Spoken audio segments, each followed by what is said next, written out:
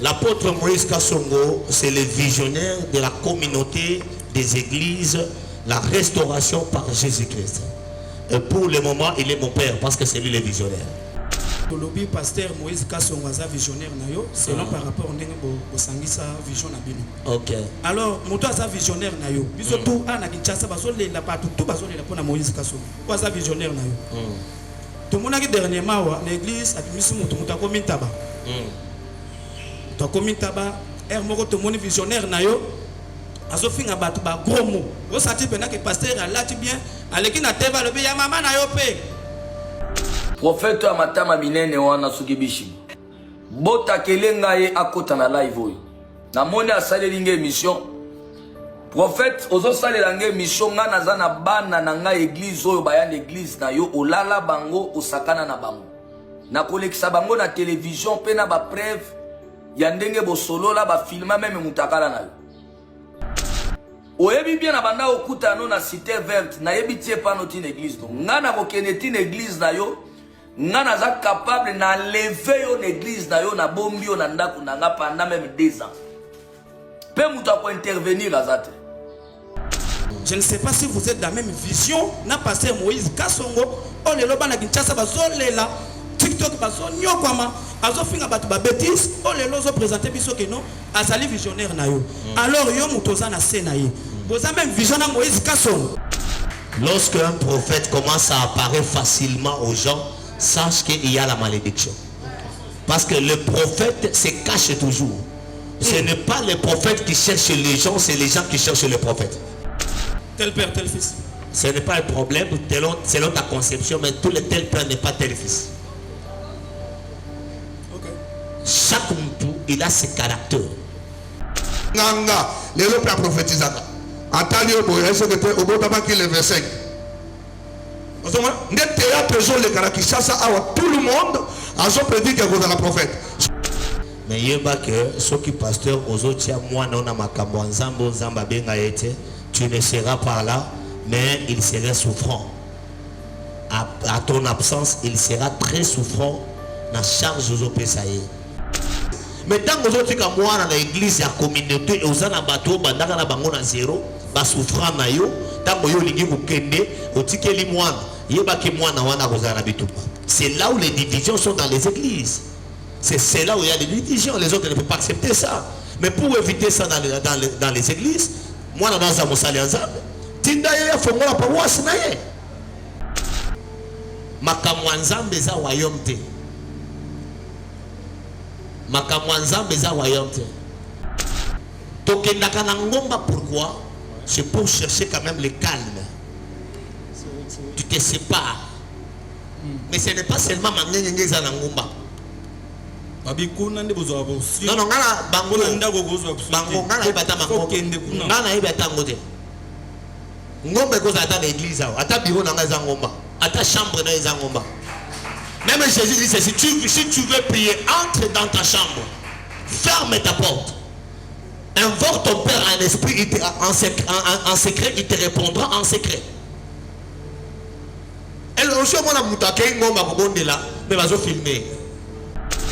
Il y a le temps d'Élisée et le temps d'Élie.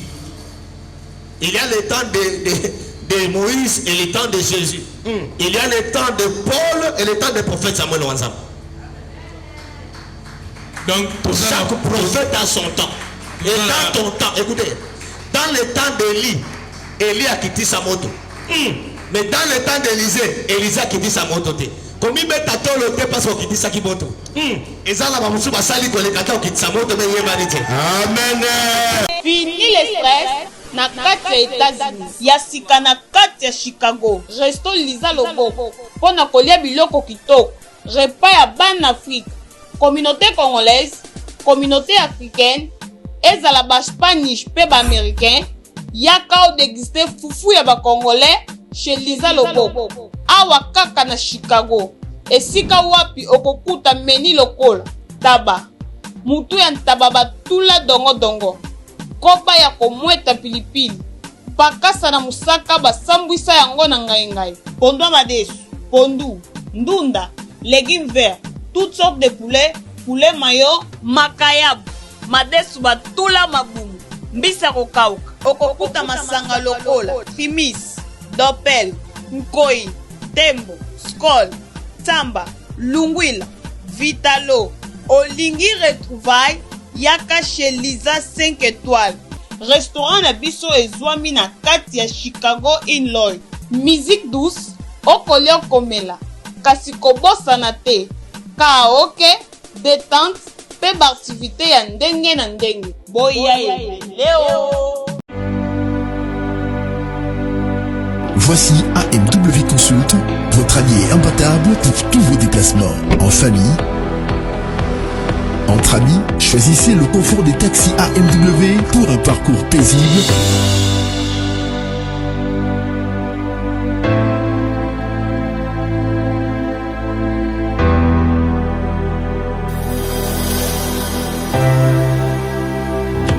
Jusqu'à la destination voulue.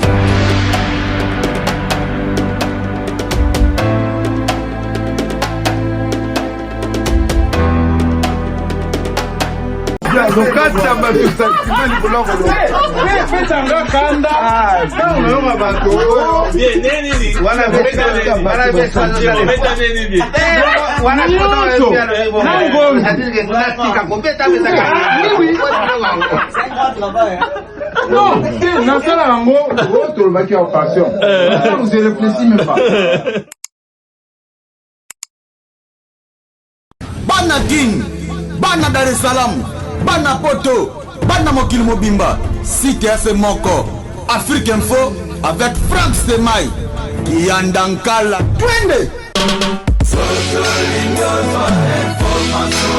X-Bass, Maranura,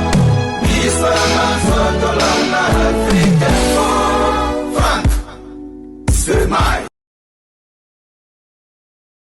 Là, par rapport à la conférence de presse de notre prophète Samuel Wanzambi. Donc c'est ça. On est ici à Kinshasa, la capitale de la République démocratique du Congo, précisément dans notre commune de Kitambo. Moi français, Lingala, la question de on va poser ça à notre prophète. Et puis, Togosolola na Oetali, Milulu Munene, Oyo, Azo préparer les bisous, kaka na mois de mars. Donc, c'est un peu ça.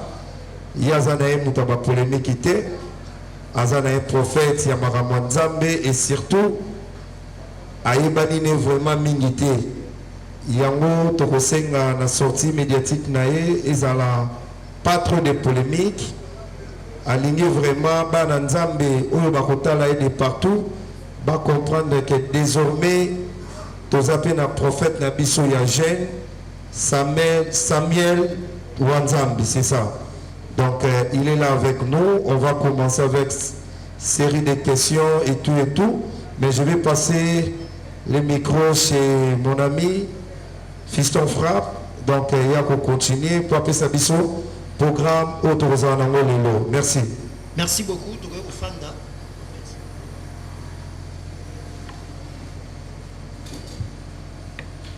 Voilà. Nous possédé Boué. Ndenge Mathieu Bonchalobi. Nous avons un prophète Nabiso, il y a jeune. Oh, Yemoga Lobi, Aza prophète Yamke. Biso Tobi, Aza prophète, Aza Likolo, mais Yemoga Boyi. Aza prophète Yamke. Na mokili eloko eleki bonzambe ezate et puis eloko eleki ba directif prophétique ezate. Voilà pourquoi to sepela ki topé prophète a sepela ki lelo République démocratique du Congo ba mekempe koye baye topé to mekempe kozwa message oyo ko te pa ya nzambe na nzela na ye. Bien sûr to mesana koyoka peut-être basakoli mususu basala nzambe mususu ya kopesa message oyo pe edifiaka Congo, mais tozape lelo beni ya kozwa musakoli na biso ya jeune oyo na nzela na ye pe nzambe alobela moko na biso pe alobela moko na moko. Voilà pourquoi tokozala beaucoup plus basé na ma question toza to répartir en deux parties. Première partie tozo banda ozali prophètes auti wapi abandi ndenge nini ministère na ye azoka appel comment donc ça première partie là beaucoup plus basé na ye ndenge nini abandaki a se retrouver à za mwana kitambo ou bien awa ye ko ya ezalaki ndenge nini titi et puis deuxième partie nde to ko vanda na o etali milulu munene o azali ko bongisa na mois de mars je crois sur le plan prophétie. Amen. Nasi to se comprendre avec la Kobanda, nazo pesa pe trésor Moscou, parole, et puis to pesa Mosakoli Nabiso, prophète Nabiso, Bongo Maloba. Oui, sur le nom, je réponds au nom du prophète Samuel Wanzambi. Je suis natif de la province de Tanganyika, précisément à Kalemi. Précisément à Kalemi, Debisi Kanauti. Je suis un homme de Dieu, Oyonzambe Ameki Kosala et grâce. Et à cause de la prophète, ce n'est pas de ma force, c'est par la grâce du Seigneur. Dans le ministère, dans Bandango, dans le village, dans Bissou, à Kalemi, moi je suis un enfant de la rue. Un garçon que le parent n'a pas donné la chance de la vie. Na Tangate, na Sika, na classe Nanga, na 5e primaire. J'avais l'âge de 9 ans. Mes parents n'ont pas kisanga na koma enfant de la rue na la kalibanda na lia kana ba poubelle ya batu ponga na lia la fina le kana poubelle ya mutu moko boye na tongo na lokoti fufu akolala moi pondu ya kolala pona lia comme na niveau moko na koma kutu maibobo quoi na bandi ko sala pona kolia il faut iba pona sala boye selon âge ndenge zo continuer à l'âge de 15 ans Nzamba bimelanga Nzamba bimelanga pour la première fois nayoka Nzambe na mir muto ate yanga azalate muto ayebisanga ndima Yesu azalakate nga Nzamba bimelanga mongongo yoka na mir qui m'appelle au nom de Samuel. Le nom que mes parents m'avaient donné c'est Philippe, mais quand Dieu m'a appelé il m'a donné le nom de Samuel. Le nom de Wanzambi c'est le nom que les gens m'ont donné par rapport à ce que Dieu me fait grâce d'exercer avec lui. Na bandaki ministère na communauté à Mnene Makasi na côté na biso na 30e CPCO à l'âge de 15 ans, à l'âge de 17 ans on m'a consacré pasteur. C'est à l'âge de 23 ans que Dieu m'a donné ma vision on a bandaki kuna et puis tout ça les nzambe bakatanga tinzamba et comme biso na Kinshasa de l'autre ça awa na Kinshasa. Je remercie en passant l'homme qui m'avait reçu à Kinshasa, l'apôtre Moïse Kassongo. Que Dieu vous bénisse là où vous êtes, mon papa. C'est un peu ça. Merci beaucoup, prophète. Nassur, pour l'andima parcours nayo, ndengeni nzambe abenga yo pour bandi ministère nayo. Pour l'ingito yeba, awa na Kinshasa, au sali combien de temps? Au bandaki mbalamo a na kitambo. Non, moi j'avais commencé ma vision au Katanga. Quand on a divisé les 26 provinces, ça devient les provinces du Tanganyika. C'est là où j'ai commencé ma vision. Et j'avais un ami qu'on se connaissait avant, l'apôtre Moïse Kassongo. Il venait chez moi, il passait chez moi. Quand je suis arrivé à Kinshasa, Dieu m'avait envoyé à Kinshasa avec une mission de bâtir une église. Je n'étais pas connu par quelqu'un. Je pense que j'avais passé 2 nuits blanches à l'aéroport d'Enjil parce que n'avais pas et à un certain moment, j'ai appelé mon confrère parce que il m'a reçu chez lui. J'étais là dans le ministère parce qu'il y a une vision. C'est après un certain temps que Dieu m'a parlé de tout ça de sa vision. C'est là où on a tout ça qui vision et lui est resté comme le père, le visionnaire. Et moi, l'adjoint chargé de l'administration dans la communauté. C'est là où j'ai pris maintenant le programme de bâtir ce que Dieu m'a dit de faire. J'ai commencé à Bumbu, dans l'avenue Souvenir, numéro 133 bis. C'est là où j'ai commencé l'église. On avait commencé avec un chrétien le mois de février année passée. On a commencé là-bas. Et arrivé au mois de novembre, on a déménagé ici. C'est ici à Sakumbi, nous sommes là depuis le mois de novembre jusqu'à présent.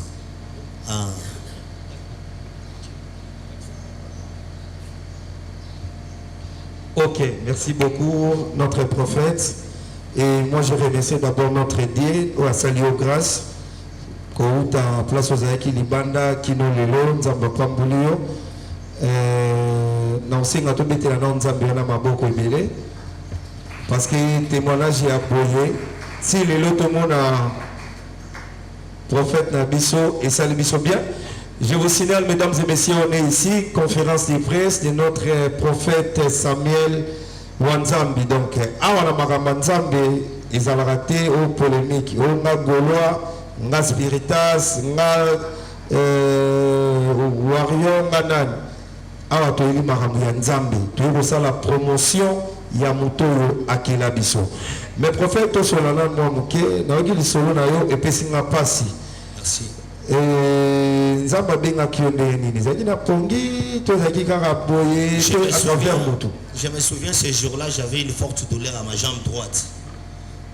Ouais, c'était à l'époque de la RDC. Là chez nous il y avait une rébellion appelée RCD, pardon. RCD. Et les Rwandais dominaient de l'autre côté. J'avais faim ce jour-là.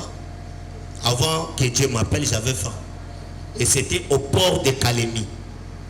C'est là où je passais ma nuit. J'avais vu un commandant qui mangeait un tilapia. Et puis il a laissé, il est entré dans sa chambre, c'était un bateau. C'était un bateau. Et quand il a entré, moi, par la famine, j'ai essayé un peu de voler les tilapia.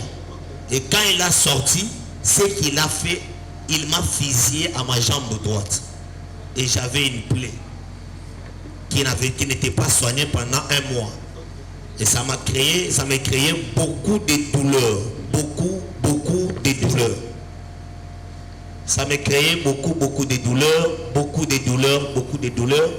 Et c'est à cause de ça, na kati ya pasi, et c'est là qu'il n'a boutu na 2h du matin, nazo la mboula ezonoka. Pasi na lokolo nazo lela. Nde na yoki mongongo ebengi nga na nami Samuel ne pleure pas. Ezanga nzambe na yo. Senga nyonso kolinga na opesa yo. Ce jour-là, je n'ai pas répondu quoi que ce soit. J'avais pleuré. Et je pleurais pourquoi? Parce que moi, ce jour-là, j'ai demandé ma mort.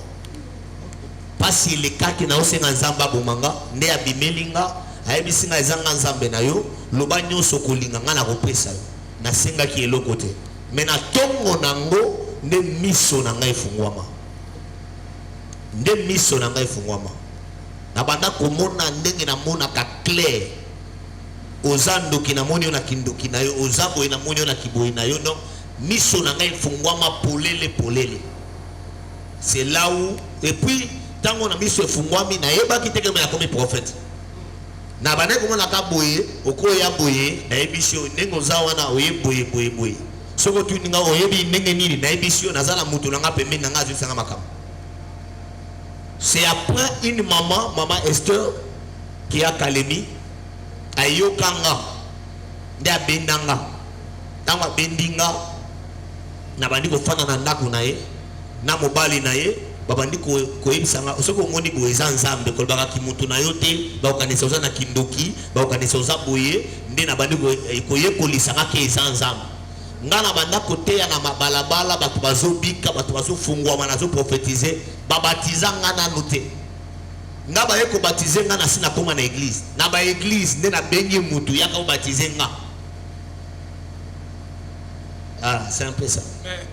En tout cas, merci beaucoup, prophète. Question sous Ezali. Question sous Ezali côté Toyoki témoignage d'ailleurs, ils sont vraiment choquant. Mais question ça, est-ce qu'on peut se rappeler le miracle Noël Liboso au Salaki a guérir Moutou? Est-ce qu'on peut se rappeler? Parce que oui. Et là, il est Liboso quoi. Donc voilà. Na famille nanga ba reconnaîtra nga na zandoki. Même mon papa, il est encore en vie. Ayebaka na zandoki. Hein? Oui. Même mes tantes, bayebaka na zandoki. Yango ba bengana nga. Maintenant à partir de l'oko wana, yaya na ngai ya famille mwana papa kolutu na nga abelisa fille ene na ye bamema ye na hôpital nga na koleka pasi na bande kobondela bato na bahôpital ndenge molimo nzo ntina nga naleki na hôpital nakuti ye azosala dernière souffle. J'avais touché la petite, à la minute la petite était guérie sur place. Tinga la mitournesque zanga ou bien nini. C'était le premier miracle dans mon ministère. Merci beaucoup. Toujours qu'il y a une série de questions pour ma collègue Bazana, mais tout ça en ordre s'il vous plaît. Si on a la question moko opposée, bien sûr on a deux opposés, malamoro pour que tous on a les suites opposées que tout le monde aux ongles sus. On s'est présenté et puis chaîne nayo apprenez à poser question nayo. Mot des prophètes. Oui, merci, bonjour. Alvi Lutumba. Ok, voilà. Merci. Naza journaliste Afrique Info Télévision. Et puis dans la chaîne Nanga, où ils ont basé beaucoup plus sur le point de métallique réalité. Ok. Voilà. Ok. Les lois au parcours au Betty, ils ont parmi les blocs qui s'est passé, même jusqu'à aujourd'hui dans ma famille. Ok. Quand on a bandoki, ba divorce, ba na komba ba femme bata, ils ont cause kaka marambo au Betty. Et puis marambo belé, ils ont surtout et pas na bino ba prophète. Ok. Bolingi ko pesa ba prophétie pour na ko kabola batu marambo belé auto ebi. Si c'est question na ngeza boy. C'est un parcours na au Betty, au Rubi, yo nzamba lobela yo tout ça. Est-ce que vous avez un oyo à canaliser qui yo la koluba ete nenge okomi bolozolo baboui directement okomi prophète to faut dire que nous sage moko o bato bakoya ko consulter ce qui bana likambo nini etina ki et pour ça qui yo vraiment o baté le ko la nzamba komi kolobela ngai nakoma mama prophète question ngali boso ngona nga ce n'est pas parce que Dieu m'a appelé ou bien nayoka mungu nzambe o na banda ko mona biloko pona za la prophète. Nga na fana na église ya mutu plus de 3 ans. C'est le long de la zone nzamba zo maîtriser nga na ko expérience zo bakisama. Kala na banda ko sala tango na bandi prophétie na banda ko telema soki makasi yango ya nzambe kitelinga na telemi debout na zo prophétiser de 6h à 18h sans kolema batu na molongo boy. Maintenant papa wana oya a découvert eloko wana pasteur wana révérend Chabiloa abanda ko utiliser ngasiko na ko pesa orientation ozonge pa na ye yenda sengyo ba offrande ba onini tout ça ozo comprendre ngai na bande ko lobate na za prophète na yeba la prophétie na yeba te prophète na bande ko loba na za na mutu na nga moko pembeni azo pesa nga makam bango ne ba yebi ke mutu wana za nzambe ne ba yebi singa après que yo na ndenge ozokendele boye oza na ministère prophétique parce qu'il y a deux choses. Il y a le don prophétique et le ministère prophétique. C'est quoi la différence? La différence que le don eza mutu akelama ba pesa ye mais ministère eza mutu abotama na ngo na kati na ye ezeli ta moko boye exploiter mais don Saint-Esprit a pesa kai pa mutu nyonso. Jérémie, Jérémie, j'étais connu dans le ventre de ta mère avant que tu sois conçu. J'étais sanctifié et j'étais fait prophète. Tant que Jérémie a botama mais Azaraki prophète dans le ventre de sa mère. Ce n'est pas l'iboumu lobaka. Eza éternité. Avant que Jérémie soit dans 4 éternité, Jérémie Azaraki prophète. C'est après ça que orienté dans la kutana basali ya minene ya nzambe na côté na biso qui m'ont dit tu es prophète. Uku nabi parce que naza Mswahili. Uku nabi ndeko yeba ke na komi prophète. Ne esika bato abandi ko benga nga prophète. C'est pas moi qui s'est appelé prophète. Voilà. Merci beaucoup na question suka. Na parcours na yo vite fait. Oui. Olobi otangati. Osuka na 5e. Est-ce que après koko maboy parce que le retour le bateau bien ici biso boy. Déjà biso nos tout monde que oza sumuta mokete. Osaki tant ya kozonga la classe au kataki directement. Non, na kolo banazonga la classe te na sala ba autodidacte et puis na sala ba formation et puis na sa congolais le kwa liboso likabon nzamba pesa eza français. Merci prophète Isaac. Amen. Merci beaucoup. Avant to kende na Isaac Kande. Question mon père le prophète. Oui papa. Et arrivé à Capé Otali, nde total à TV. Au moins, prophète moro a appris sa prophétie.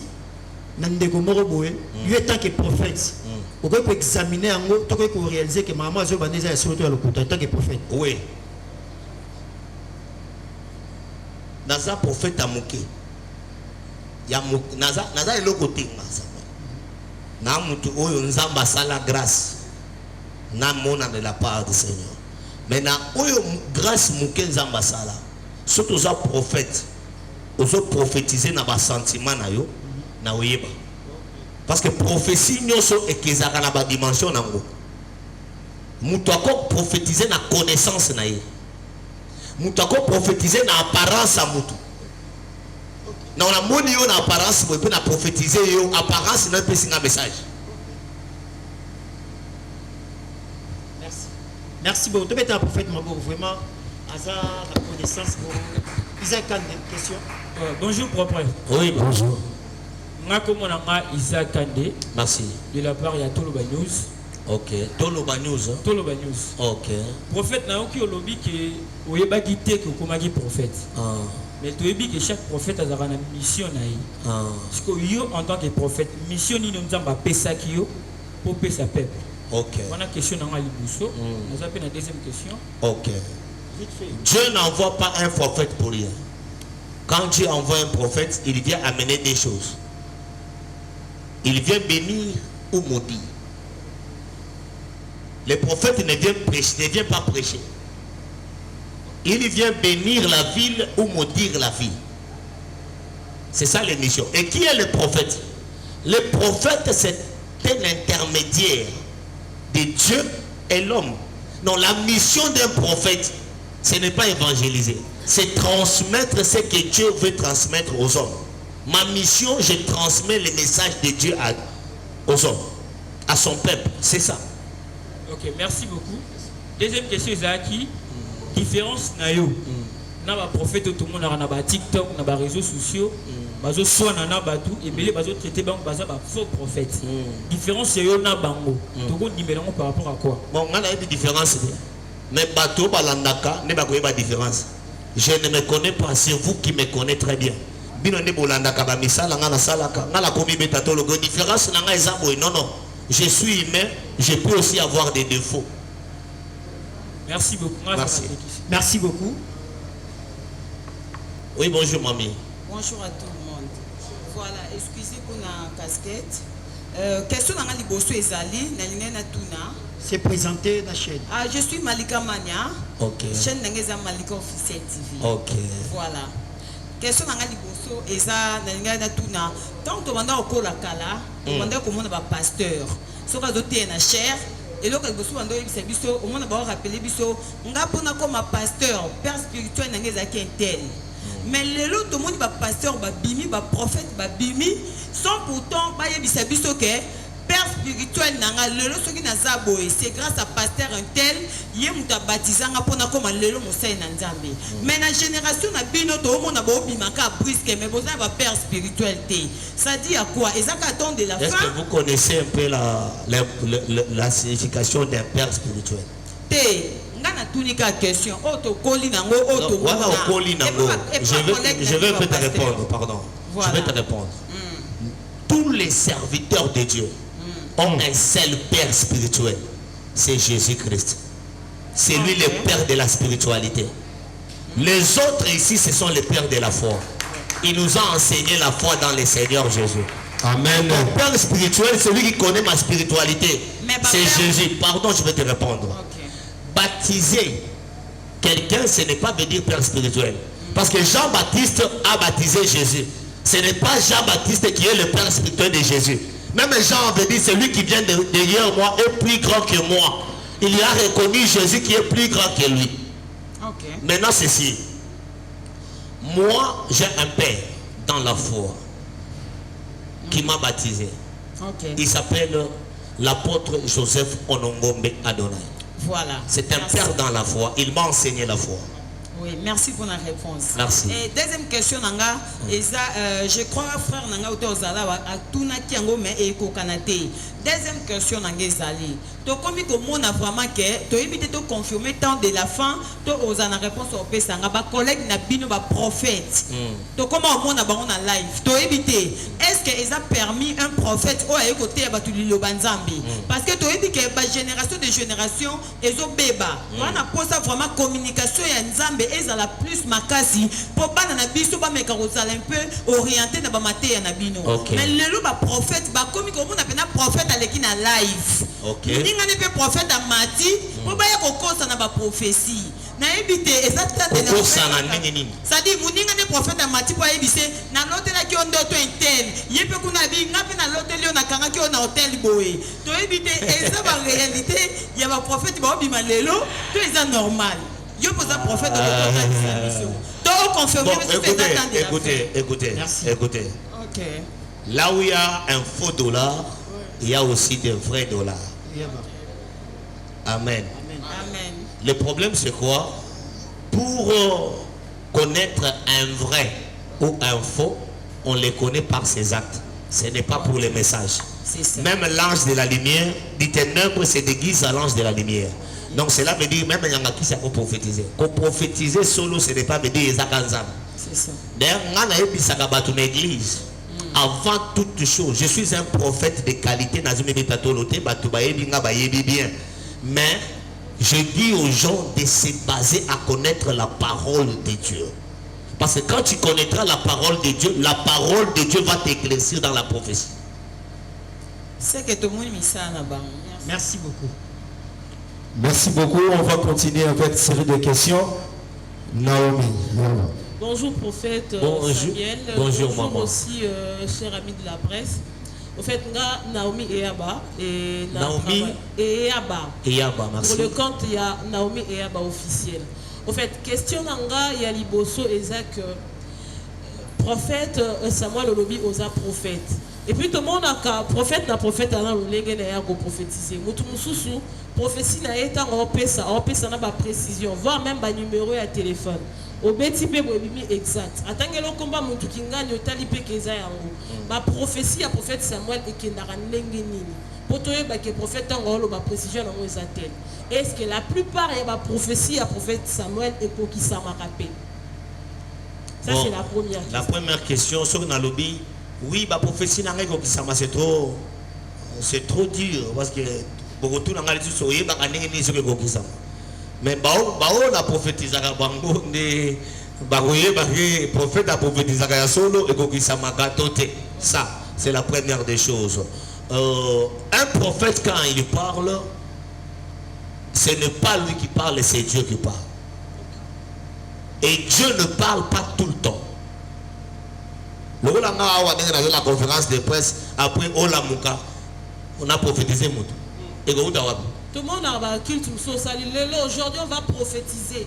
Aujourd'hui tout le monde aura sa part. Soyez juste concentrés. Tout le monde aura sa part. Oui. C'est la parole de la foi.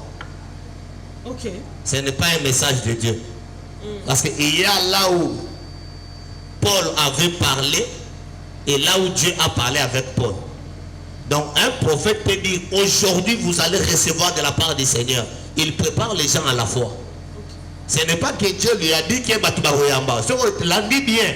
Bon, chaque fois que vous allez prophétiser, mais à prophétiser, cela veut dire on a un message qui est la parole de la foi. Mais la prophétie vient de la manière Dieu veut parler à son peuple. C'est fini. Parce qu'un prophète c'est un transmetteur et ça c'est la micro et que ça son n'a pas fêté malobonga la lobité quand la dengue na lobby a mon nezo di manaba fait kuna c'est ça un prophète non nazo même on zamba lobby so que nzamba comment na niveau pesa nga kombo na yo amen so ka pesa nga kombo na yo te amen et ce n'est pas obligatoire quand précision te. Alors deuxième question Ezabo est prophète.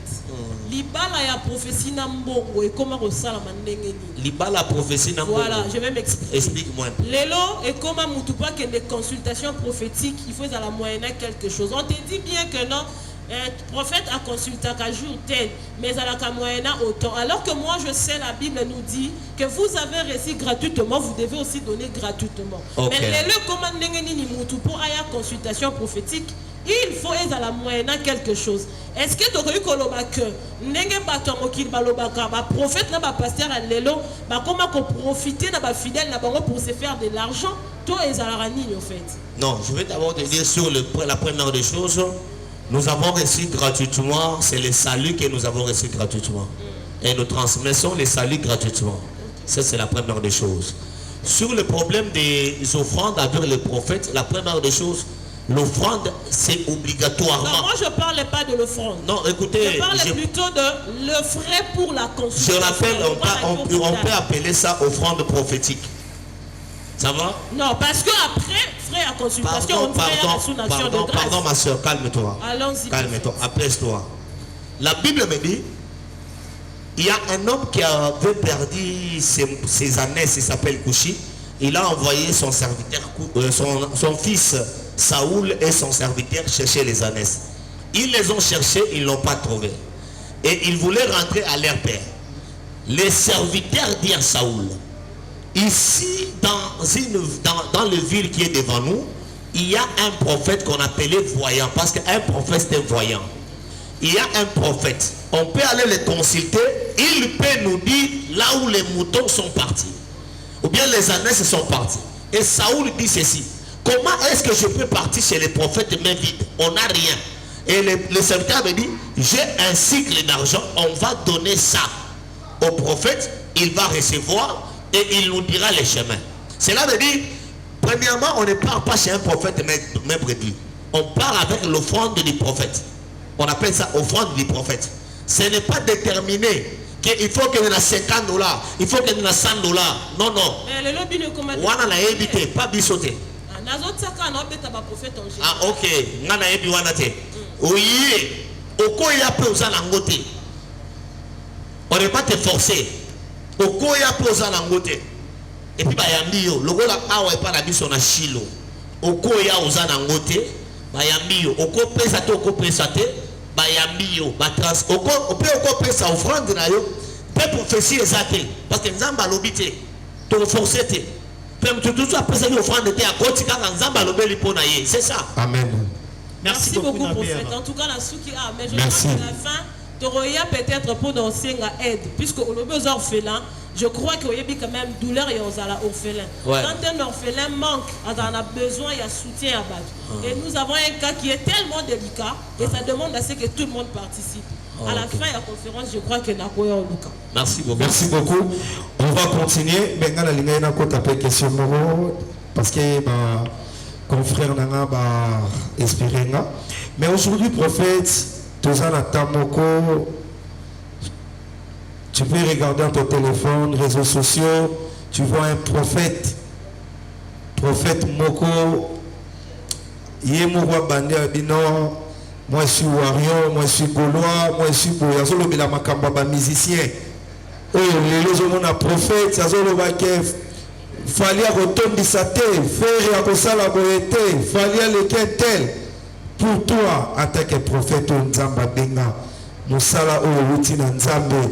Bino bosalaka quelque part pas mototé mais bosalaka pona nzambe oyo abenga bino tango ozomona prophète akomi kolobela ke namoni stade ekotonda naokaki miziki osali boye namela na nga oyo po epesaka nga boye nasala na nga boye po eza pétage. Mais avec le pétage on voit notre prophète avec nos filles habillés la moitié nue. Et ça là passe personne la communauté na biso. Une chose, lorsque le prophète commence à apparaître facilement aux gens, sache qu'il y a la malédiction. Hein? Bandera prophète, bandera. Lorsque un prophète commence à apparaître facilement aux gens, sache qu'il y a la malédiction. Parce que le prophète se cache toujours. Ce n'est pas les prophètes qui cherchent les gens, c'est les gens qui cherchent les prophètes. La Bible me dit, Élisée était à Carmel chaque jour. Et les gens partaient chercher Élisée. Samuel était à Shiloh chaque jour. Mais quand vous allez commencer à voir un prophète quitte du Carmel pour aller en dehors du Carmel, là c'est la mort du prophète. Ça c'est la mort du prophète. Deuxième des choses, le prophète n'a pas de choses à transmettre au peuple concernant la musique. Non, voilà la prophète.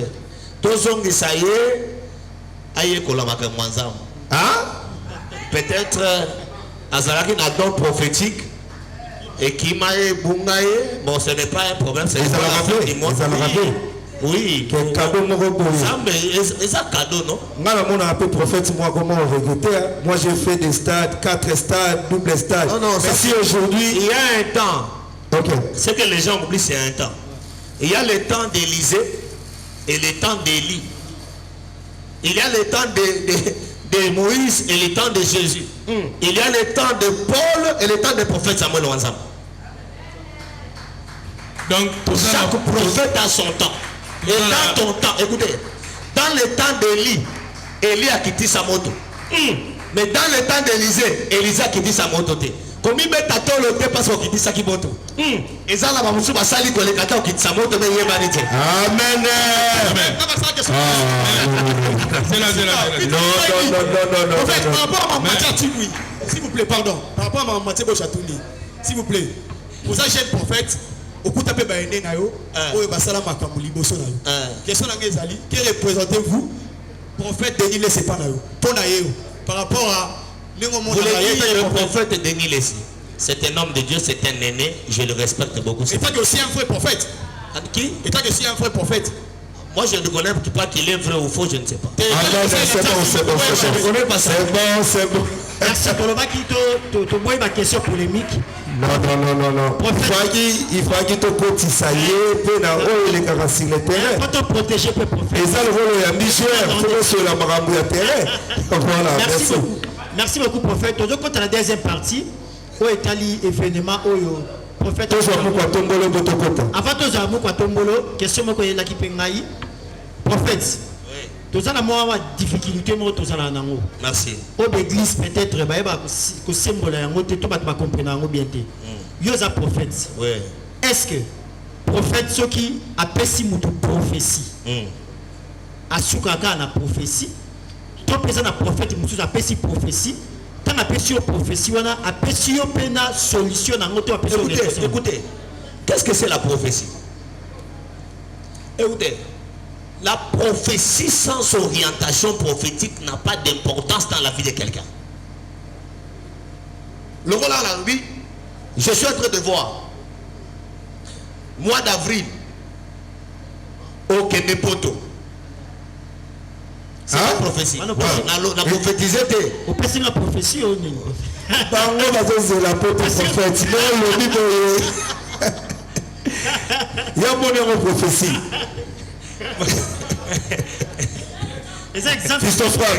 Amen. Ah oui. J'ai reçu au nom de Jésus. Amen. Maintenant, toi là, vous qui a reçu la prophétie, il faut me poser la question au prophète. C'est ça, l'ange chez Marie dit Marie, au tomber enceinte, au bout de moi, na mobile, Maria Sugela qui va la patenza malobi, a ABC, nana nous n'est na zawa. Na yebi mobilité si vous avez ça le manenge ni expliquer n'a pas ce que simbate il faut ange abandi pour expliquer l'ombre de le Seigneur il t'a pris à Dieu que cause à l'école là que ça là que tu tomberas enceinte et Marie a compris comment tout va se passer va prophétiser que ne poto osala passeporte osala mongo habillete osala nimité yo fan nandako eko ki samate va prophétiser que moi na yo azala kindoki. Comment y a-t-il? Ah, prophète, là, Kindoki. Ah, il faut Kindoki ici là, les il faut appeler cette orientation pour la Kindoki ici là. Bah, prophétiser vous avez la maladie telle. Oui, n'a la maladie voilà. C'est quoi là, c'est la ligne. Il faut appeler cette orientation et va prier. Maladie voilà ici là. Mais si on va prophétiser, on va dire, et vous savez, et souvenez wana. Et ça, la sens c'était. Vaut mieux faire dans l'équipe. Merci beaucoup. Mouka Tombolo, question. Bonjour prophète. Bonjour. Bonjour, Nabandegoto, surtout les journalistes, les caméramans. naza la question, naza ba question ebele, vu peut-être R, na éviter ce que peut permettre biso. Vous êtes deux. Question nanga liboso ezali pasteur selon koyoka na yo ndengo zoloba. Nazaka pasteur te. Osa prophète. Na prophète. Osa quand même l'homme de Dieu. On est toujours un homme de Dieu, mais le caractère d'un pasteur, d'un prophète, c'est différent. Tout ça, dans le débat, tant qu'un homme de Dieu, ça tourne mieux. Oh, les actualités partout, les autres. Il y a Léopold Mutombo. Asala qui n'a moins en Afrique du Sud. Ok. Qui est tourné, comme on a expliqué, Bango, l'église qui est oh, il y a ça, moi, en Liboso, Tokobanda Rosala Naye Awa. C'est-à-dire que abosani batu tout à travers na bango atie mwana na ye liboso batu wana question nanga ezali boyo sikoyo yo ndengo za boye na église na ndengo za nango boye na batu tout za na bango boye lelo mwana soka koli okolongola batu wana okotia mwana na yo kolongola batu c'est trop dit. La première des choses, il faut se poser la question, est-ce que moi nangoza na appel ensemble? Parce que pasteur ce n'est pas tous les enfants des pasteurs sont des pasteurs. Ce n'est pas, moi je dis bien, tous les enfants des pasteurs ne sont pas des pasteurs. Je dis, je pèse encore mes mots, tous les enfants des pasteurs ne sont pas des pasteurs. Non, je dis ce que moi je connais dans la spiritualité. Pose à la moine et à pasteur ou comme à pasteur, c'est la grâce du Seigneur sur toi. Peut-être na yebite nzambe asala mwana nga liboso Josué asala pasteur nzambe mais nga moko ki Samuel boye na ko souhaita kate asala atanga azala loko mususu ya kusala ka vie. Vous comprenez un peu ça? Mais ce qui mwana na ye azana appel ya nzambe et que Dieu te confirme que mwana na yo ako diriger loko wana. Mais ce que j'ai dit, makamwanzambe za royaume te. Makamwanzambe za royaume te. Merci beaucoup. Deuxième question ezali boye. Koyoka na yo ndengo lobi pasteur Moïse Kasongo za visionnaire na yo selon par rapport ndengo bo sangisa vision na bino. OK. Alors moto za visionnaire na yo. Biso tout ana Kinshasa baso lela patu tout baso lela pona Moïse Kasongo. Kwa za visionnaire na yo. Tout le monde qui dernièrement dans l'église a mis mutu komi taba. To komi taba moko to moni visionnaire na yo azo finga batu ba gros mot. O sati pena que pasteur a lati bien aleki na teva le ya mama na yo pe. Wana visionnaire na yo. Je ne sais pas si vous êtes dans la même vision na pasteur Moïse Kasongo o le loba na Kinshasa bazo lela TikTok bazo nyokwama azo finga batu ba bêtise o le lozo présenter biso que non azali visionnaire na yo. Alors yo mutoza na scène ye. Boza même vision na Moïse Kasongo o le loba tuto bazo mona akomisa muto taba azo finga batu ba bêtise na ndenga ko sakana te pasteur wana. Bon visionnaire na yo. Oza vision moko na ye. Merci beaucoup. Je vais te répondre que ne musika te.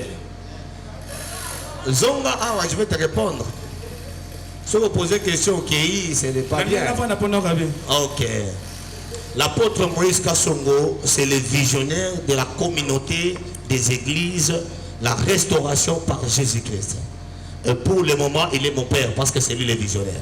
Tel père, tel fils. Ce n'est pas un problème selon ta conception, mais tout le tel père n'est pas tel fils. Okay. Chaque moutou, il a ses caractères. Et un fils ne parle pas de son père. Quand un fils veut parler de son père, il va voir la nudité de père et il sera maudit. Merci beaucoup. Alors, prophète, prophète, pour revenir un peu à la question, il y a quoi côté pasteur,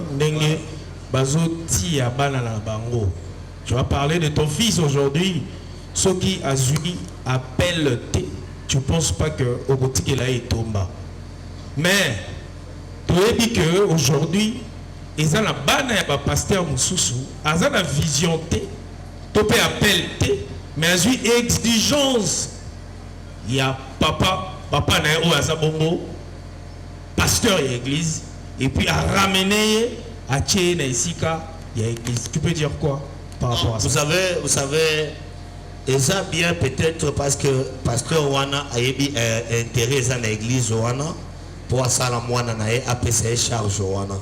Mais il y a que ceux qui pasteur aux autres moine on a makambo nzambo nzamba benga été, tu ne seras pas là, mais il serait souffrant. À ton absence, il sera très souffrant dans charge aux autres.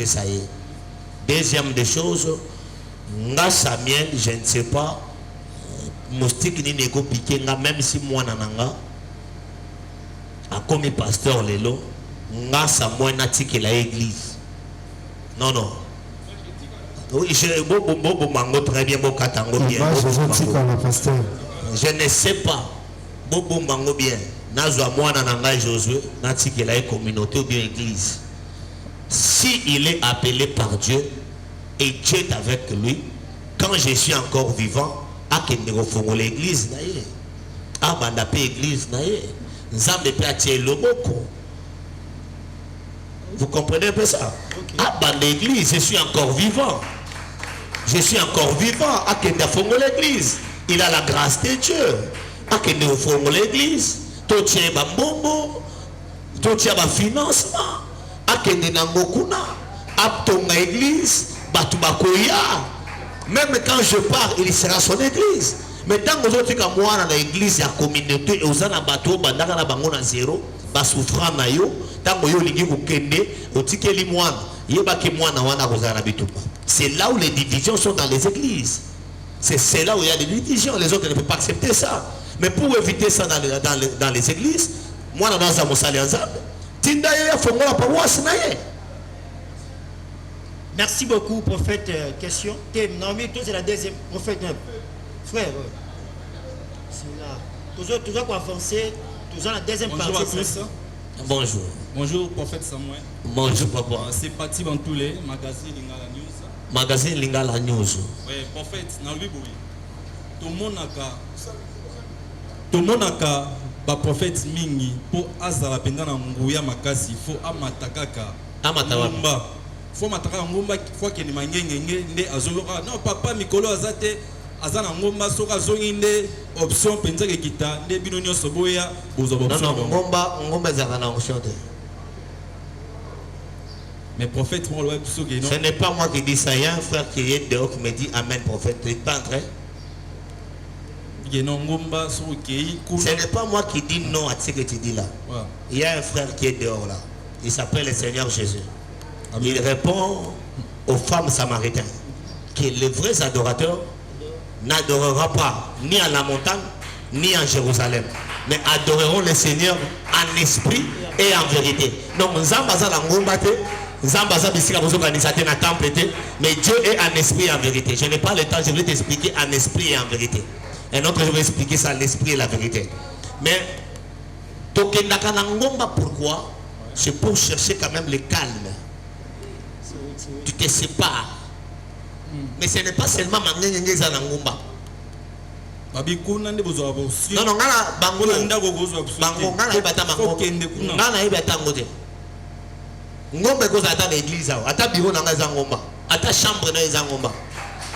même Jésus dit ceci, si tu veux prier, entre dans ta chambre, ferme ta porte, invoque ton Père en esprit, en secret, il te répondra en secret. Et le monsieur mon amour, mais va filmer. Oh papa, non, je ne sais pas ce qu'il trouve en Ngomba, mais moi je dis, Ngomba peut être même ta chambre, peut être ton bureau. Ngomba Tukendaka, c'est pour se retirer un peu des gens, de la famille, de la distraction, pour la communion ensemble. Merci. Merci. En tout cas, eza na bato mususu balingaka prophétie en publicité et constant mususu ezali tomona babino bo prophétisaka kaka mpona bato ya minene mais moto oyo ana vie moko moyenne bo prophétisaka te ya bango emonanaka te mpe prophétie mpona mboka bozwaka te bozwaka kaka prophétie oyo ya moto boyebika bozala cadre boye nde bozwi prophétie na yo bonga nazwa prophétie ya bato nyonso un an na église on zamba pesinga moto amene nazalaka te bato nyonso baza normal ozala ministre ozala muteki makala awa epa na biso oza mwana nzambe munene na muke azalaka te. Ça c'est la première des choses. Et la deuxième des choses, on prophétise pas par nos pensées. On prophétise selon l'orientation de Dieu. Je me souviens à un certain moment, j'étais ici à Kinshasa, j'étais encore à Bumbu. J'avais prophétisé et les images sont là sur les réseaux sociaux. J'étais une nuit que j'ai dormi à l'église et Dieu m'avait dit il y a un nouveau gouvernement qui va sortir. Il y a un journaliste qui sera ministre, un pasteur fille qui sera ministre. J'avais prophétisé ça. Et j'avais lancé ça sur mon vidéo, sur YouTube. On a fait ça et c'était passé après un certain moment, c'est réalisé. Je me souviens encore en décembre 2023, j'avais prophétisé sur les tombées de Bukavu. J'étais avec l'autre là des sièges jaunes de Miguenyema. J'étais à Paris à l'époque. Je lui avais dit Goma est tombé, Bukavu va tomber bientôt. Et Bukavu était tombé. Je les ai dit ils vont avancer jusqu'à Ouvira. Et Ouvira était tombé. Donc si c'est pour le pays, on a déjà prophétisé pour le pays. La mort des autorités du M23, je les ai prophétisé et il y a une prophétie qui est encore en train de circuler. Je les ai dit, Nanga s'il ne se confesse pas, il va mourir et vous allez voir ça. Ça, dans le mois de mars, je crois, ils ont basé sur la prophétie. Ok. Pourquoi seulement intérêt dans les années? Pourquoi tu as pensé à ça? Le peuple de Dieu va bénéficier de ça. On va parler sur l'atelier prophétique. Ce n'est pas basé sur la prophétie. Parce que la prophétie, ce n'est pas je suis en train de voir. Non, non. Parce qu'il y a aussi des messages prophétiques, des enseignements prophétiques. Parce que l'évangile a 4 pattes. Et parmi les 4 pattes de l'évangile, la 4e patte, c'est l'évangile prophétique. On va prêcher la parole, la première des choses, prophétiquement selon les Écritures. Ça sera l'atelier, ce sera comme ça comme ce soir là. C'est la possession, on explique la possession prophétiquement. Donc, on va transmettre les messages et tu es en train de comprendre que ça c'est moi. Si je suis comme ça, c'est parce que ça. Les gens vont se reconnaître qui ils sont dans le message, dans l'enseignement. Et si Dieu veut que nous prophétisons, on va prophétiser là, sur la vie humaine. Mais l'importance, ou bien l'objectif de l'atelier prophétique, c'est enseigner la parole de Dieu. Donner la vie à la parole de Dieu. Que les gens connaissent la parole de Dieu. Nous aurons le temps de l'enseignement. Parce que quand il y a un bon enseignement, les miracles sont disponibles. Quand il y a un bon enseignement, la prophétie est disponible. Et quand il y a un bon enseignement, la délivrance est déjà faite. Hier, on avait un culte ici, on a commencé ça, arrivé à l'enseignement, les gens étaient bénis, puis on a coupé là. Tout le monde était béni, on s'est arrêté là et puis on a quitté le culte. Donc l'enseignement est capital dans notre atelier prophétique. Et ça, et que ça là de 9h à 12h. Et vous avez enseignement. On va démontrer sur la possession spirituelle. Parce que toi l'obaka, à ça posséder, et ça y était. Tout le monde qui est ici est possédé. Même moi, Samuel Wanzambe, je suis possédé. Tout le monde ici, tout le monde qui est ici est possédé. Même moi, Samuel, je suis possédé. Hein? Oui. En quoi? Parce que la possession, c'est la présence d'un esprit en toi. Il peut être esprit impire ou esprit pire. Avoir le Saint-Esprit dans toi, c'est une possession. Merci beaucoup. C'est une possession spirituelle. C'est là le thème de la télé prophétique, c'est la possession spirituelle.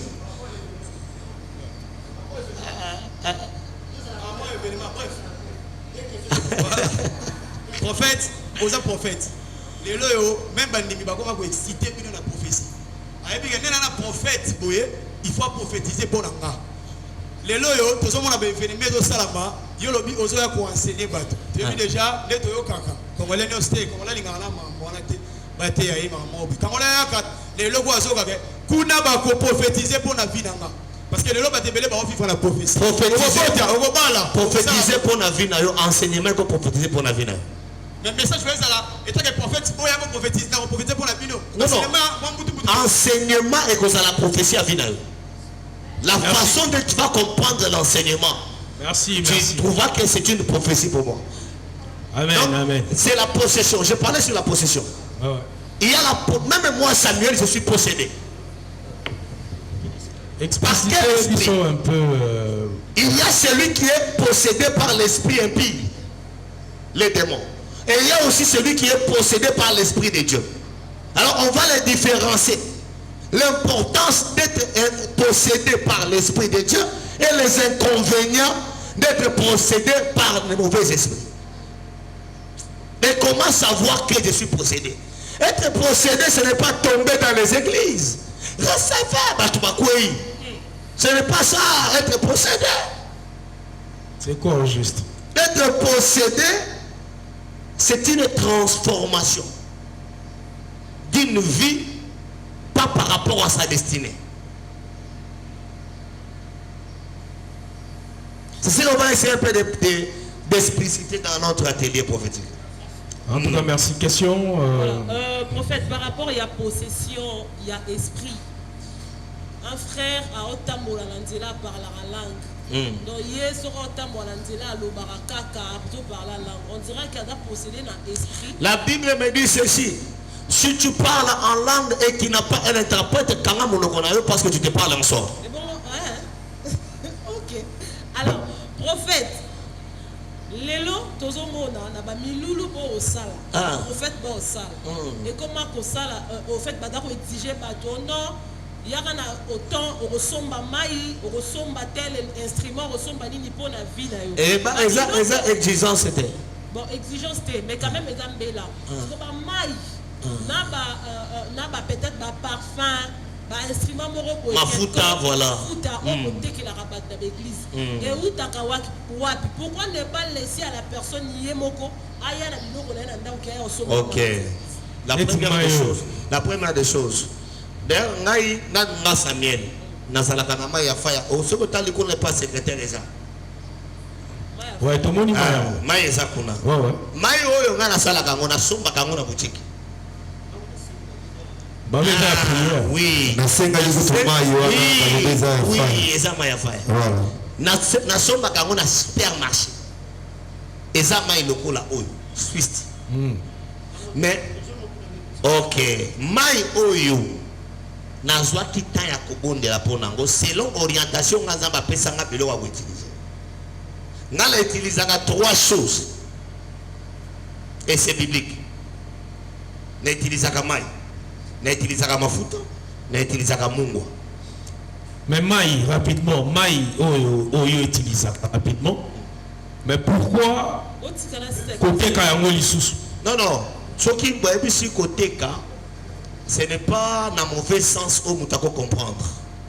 Et l'occasion, c'est ce que je veux à facilité ou une importance dans notre téléphone oyo est à fold 6. Na ko pesa yo yango parce que il y a importance dans notre ko ka ngona se. Mais ceux qui ont somba ki ngona mbongo na yo okoyeba importance nango na importance ya ko batela nango et ko umela. Tu comprends un peu ça? Et ça voler les bossos. Voler à mi balé ça que mai wana tango muta sombi yango ezo soutenir mon salaire ensemble. Et ça la façon ya contribution na yo ya ko soutenir mon salaire ensemble. Ah ba yaka muto ayaka awa tuna basal nyonso basa ba yebi. Muto ayeba yebi si non orientation est qu'il faut son maman ya faille. Ce n'est pas tout le monde à son maman ya faille. Et ça c'est l'orientation à cet esprit. Son maman ya faille. Papa nazana différente. Okotika muto ana kende pamba te. Owe kende kozwa mai kuna azana ngote akufate kende kozwa mai wana asaleri nzamba bikisi mais tango ba ebisi no okosomba mai wana c'est pour que azwa ngona considération Et deuxième des choses, à contribuer dans Moussa Lanzambe. Voilà. Parce que Moussa Lanzambe, c'est de l'argent. Bino Boza Awa. Naza ne ebele akopé Sabino, mais Mouta Ozo a bakoloza te. Il faut moi transport et ça. Si le transport on est comme na évangile à offrande à 1000 francs na panier papa wani. En fait, merci. on a aussi sa question. 5 jours, voilà. C'est 5 jours. À l'église. Ici à l'église, l'adresse est à rond-point Sakombi, avenue Massa numéro 4. D'accord. Ah. Ouais, prophète. Oui, papa. On a reçu ça. Tout le monde qui est convaincre Bissou dans la réponse au PC. Merci beaucoup. D'après moi, on a Monique aux convaincant. La question tout ni au PC réponse. Ok. Mais là, message ni à Souka. Au côté de Bissou, tu as dit que chaque jour, dans internet, à travers ma collègue, non pas prophète, soit on a comme message. Selon leur comportement. Et souvent qui s'accueillent.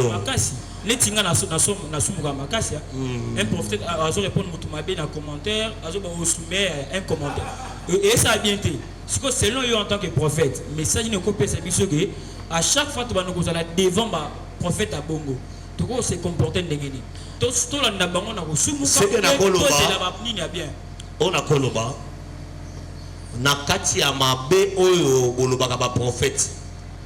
Oh basaya na mabe parce que na moni mungute aye kolobela bolama ba prophète awati ezaka ba mabe na bango est-ce que bokolo bata bolama na bango ata moko basala ah pardon nango na lobi boye tokolobela pe ke na mona prophète moko boya sala bolama moko boye ezaka prophète moko boye afinga daka prophète moko boye aliaka batumbungo prophète moko boye asala ka boye prophète amasala ka boye mais na ba prophète wana basala ka makambo wana baza pe na ya bolamu basalaka o bolamu basalaka nde na kosenga bino bolanda oyo ya mabe na bango botikela bango na nzambe na bango o basalelaka akomi en charge na bango atelier eza toza na baorateurs différents on a plus de 3 orateurs l'un est dans notre et avec nous ici le docteur Bethlehem Tamboué c'est un rabbin de l'évangile pour moi c'est un père. Moi, je ne savais même pas comment décortiquer l'écriture. Moi, je voyais, je parlais l'ainsi de l'Éternel, mais c'est lui qui m'a montré comment parler de la part du Seigneur. Je peux l'appeler, s'il vous plaît. Mon père vient là, le docteur Bethlehem Tamboué. Quand il vient, moi, je laisse la chaise quand même. Lui, c'est un rabbin, c'est un aîné de plusieurs fils. Il est avec nous. Pour nous, il a, assis-toi s'il te plaît, il a l'humilité que je n'ai jamais trouvée dans le Père. Ma père mais c'est parmi les pères que Dieu vous bénisse. Parmi les orateurs Nabiso, vous poser 2 questions, 3 questions sur lui et sur l'atelier prophétique. Il est capable de vous répondre comme docteur en parole. Merci beaucoup, docteur. Bonjour. Bonjour, mon frère. Voilà, ma préparation pour l'atelier prophétique, ça se passe comment? Comment tu es en train de préparer? Nzambe bazela nini comme surprise Nzambe la biso jour le 24 jusqu'à le 29 mars. Oui, je dis merci à Dieu, premièrement. Amen. Et merci au prophète Samuel Wanzambi. Merci aussi à ma journaliste au présent. Le coup la Mochikoyuka, moi je suis le docteur Bethlehem Tamboué, le docteur en parole. Hein? Le docteur en parole. En parole. Je suis aussi un rabbin des Écritures. On m'appelle souvent rabbin, pourquoi? Parce que le Seigneur m'a donné la connaissance d'expliquer des Genèse à l'Apocalypse. Ok. Le pourquoi, le comment, le où, toutes les questions de la Bible. Vous voyez? Voilà. Nazar Abekol Oyebal Namokili, Natang Saka, Nazar professeur de l'université Belé biblique. C'est-à-dire, atelier prophétique, ma évolution, la Bible me va comprendre ma Bible. Amen. Il y a beaucoup de gens, dans la confusion, il y a Bible. Bible est un livre. Mais dans ce livre, il y a l'inspiration de Dieu. adi soki mutu atangi ka bible loko ozomona donc akabotuni prophète boy na boy prophète bona boy le propriétaire yo okotuna ngo par rapport à la prophétie na expliquer même le diable c'est un prophète. Le diable c'est un prophète. Mais le diable prophétise et le kokosami. Pour attention parce que si on te reconnaît comme un prophète, dans le but frère soko bimia okomi na sakombi mutu mo kabelo $10,000. Okomi pe wana makabelo $10,000, c'est un vrai prophète faux. Ça, ce n'est pas la prophétie. Ah bon? Comment? Parce que le diable aussi a prophétisé les choses qu'il a accompli. Les Écritures disent, le diable a dit à Ève, Mokolo Mokoli Ambouma Micho Abilo Mofungwama. Balé Mbouma Micho Fungwama. Bakambo Sanzo. Bayebi que toza bolumbu. C'est-à-dire que ça comprenait que un vrai prophète était. Dans l'atelier, tu peux faire asseoir la possession spirituelle. Na ba dimension nyonso ba bakolinga koyoka ngo kotuna biso ba question kozala lelo ko malamu mingi. Merci beaucoup. Rapidement. Bonjour docteur. Bonjour mon frère. Docteur, on a toutes nos questions sur la parole. Vous êtes docteur de la parole. D'après vous, docteur, qui représente la parole dans une église? Parce que pour le moment, Tokomika Bazotia en avance prophétie, mais tout le monde va le dire qui est la parole, miracle. Qui représente d'abord la parole dans une église. Dès lors que si le Seigneur a même qui sont de loin, parce qu'ils sont au-dessus de loin, qu'il y a un Kishasa pour tout même la lumière. Écoutez frère, il est écrit, vous connaîtrez la vérité et la vérité vous affranchira. Pas vous connaîtrez la prophétie. Il y a la différence entre la prophétie comme la parole et la prophétie comme prédire. Vous voyez, la parole de Dieu, il est écrit, tout a été créé par la parole, pas par la prophétie. C'est-à-dire que tous les noms, parole, don prophétique, ils ont quoi don de miracles, don de parler la langue, ils ont dit beaucoup. N'a à cause de la prophétie. Joël chapitre 2, dans le verset, écriture sur le bas, dans les derniers jours, vous avez pas moli mon aïe, les couleurs à toutes chères. Vos filles et vos fils prophétiseront. C'est-à-dire que je vais prophétiser. Ce que vous avez champion pour le but, dans mon école, on a un Antoine, au milieu champion. La parole est déjà très importante parce que la parole c'est Dieu. La parole c'est Jésus. La parole il y a Jésus. Donc, diable pas cause d'anamo. Mais parole le diable a cause d'anamo. Dès lors que tu présenter en que valeur la parole de Dieu, que les camarades qui a pas profession nganga, les autres a prophétisé. Attendez au bout, est-ce que tu au bout d'abord qu'il est verset. Tout le monde a prédit quelque chose à la prophète. Parce que le prophète est différent du prophète de Samuel. La prophète parce que le prophète Samuel, c'est le prophète du ministère, pas de dons. Merci beaucoup. Papa, en fait, avec toutes les questions. Voilà. Il a tout dit que les questions, c'est plus pour la question. Question n'a pas besoin papa. Les autres dans la télévision, dans la TikTok, ndenge bandeko ba koloba. Pour que mon a prophète. Na habité so ezapé ego sala mabongo ndeto mona pe toyoka na Bible que Jésus passe à la bongo. Prophète a sur papier oyo assemblé peli moto. To mona rango assemblé peli moto. Après o ezap miracle. To mona rappel na ba église. Prophète a télémi a bengi téléphone. Frère qui ngano za na hôtel, ozana mwasi to mona ngoka na mboka oyo. Est-ce que tolo ba wana pesa ka Nzambe pesa na ba makiona. Merci que ça souka venir. Merci, je vais répondre. Yango sengo kolanda avec beaucoup d'attention et le courage lingana répondre. Écoutez les frères bien-aimés. Au moins le kola makambo ya maya fire oyo. Et ça et le komoko sengo koye bango très important. Kuna na bandeli yango.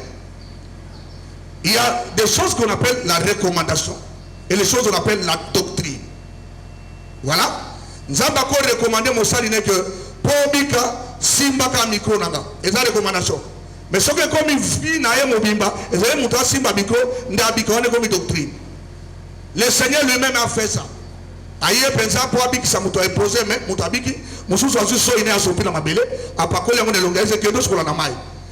Osomona, donc c'est-à-dire procédure à guérison et ça ebelé na ndenge nzambe amemela comme ça ndaye. Eli akitaki moto. Ezaki teke moni batana ka Bible mabe. Eli ezaki teke babaki le fait et qui t'a rien. Alors baka ngode. Si vous lisez dans les écritures de Zaki, Nzamba ndimisa, que nani ndaza na Nzamba. réponse en Zabende y a fait. Je vous invite le 24. Aux États-Unis, Babenga Kinga Balobi déjà le 20 Bazobima. À France, Bazobima. Na Portugal. Réservation. Tout ça est déjà ma réservation à Flat Bango pendant 5 jours. Il y a un séminaire. Il y a une faisabilité à un séminaire. Boya et Belé, au Canada, partout dans le monde. Ceux qui battent Bazota, Bambisika, Bafuti, Babillet, à 10 000 $, 7 000 $, pour Bayakoyoka évangile.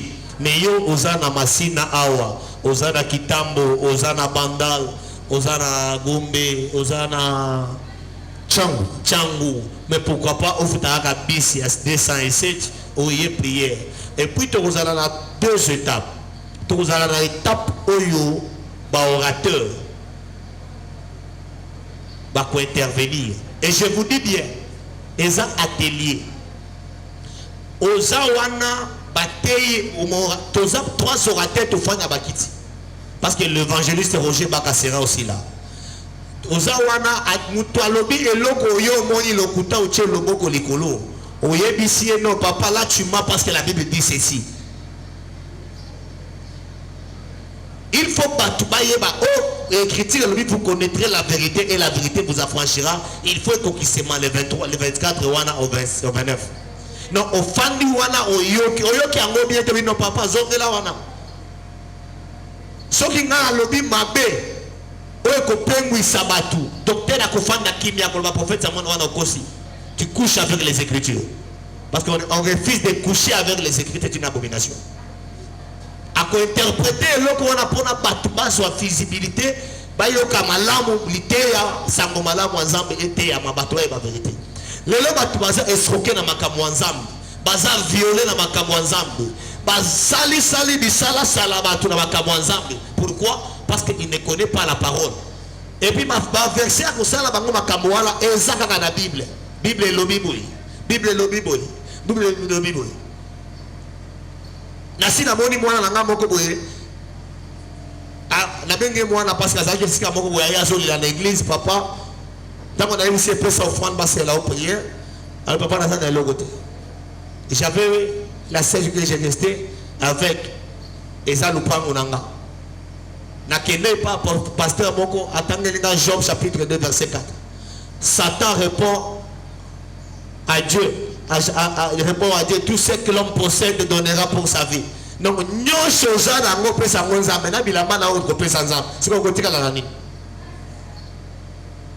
mais c'est un verset.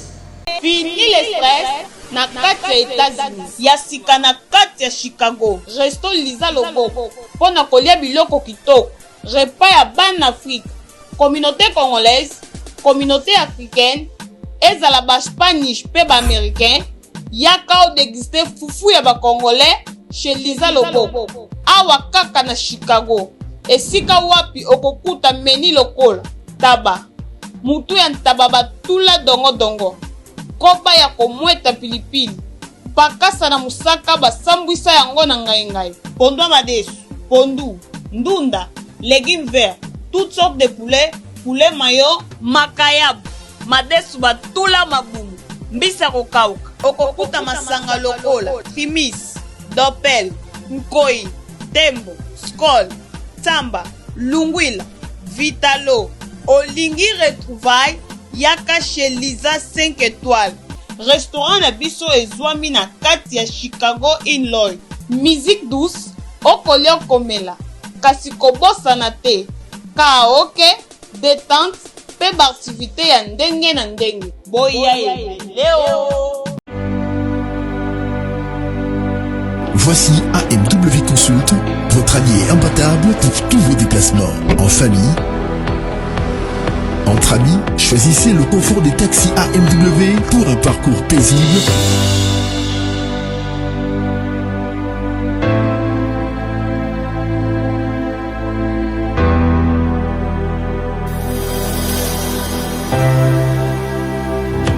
Jusqu'à la destination voulue.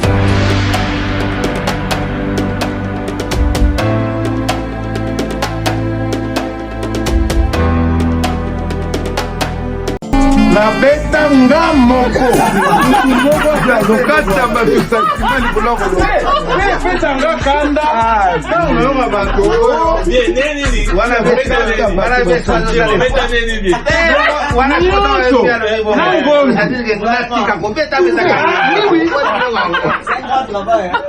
non nasala yango tolobaki ya passion vous réfléchis même pas. Bana King, Bana Dar es Salaam, Bana Poto, Bana Mokili Mobimba, CTF Moko, Afrique Info avec Frank Semai, Yandankala, Twende. X-Bass, Marandura.